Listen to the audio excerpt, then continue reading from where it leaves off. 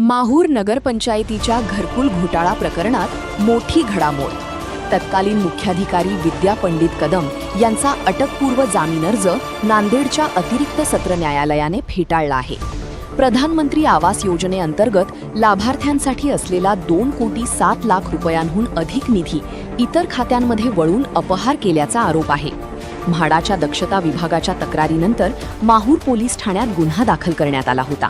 न्यायालयाने निरीक्षण नोंदवत म्हटले की लाभार्थ्यांच्या खात्यात रक्कम न जाता ती खासगी संस्थेकडे वळवण्यात आल्याची गंभीर बाब तपासात समोर आली आहे. न्यायालयाच्या मते या प्रकरणाचा सखोल तपास आवश्यक असून आरोपीला अटकपूर्व जामीन दिल्यास तपासात अडथळे निर्माण होऊ शकतात. त्यामुळे विद्या कदम यांचा जामीन अर्ज फेटाळण्यात आला. दरम्यान अनेक वर्षांपासून घरकुलाची रक्कम न मिळाल्याने लाभार्थ्यांमध्ये संताप असून लवकर न्याय न मिळाल्यास पुन्हा आंदोलनाचा इशारा देण्यात आला आहे. त्यामुळे माहूरमध्ये वातावरण तणावपूर्ण बनले आहे. सक्षम महाराष्ट्र न्यूज प्रतिनिधी आदित्य खंदारी यांचा हा वृत्तांत.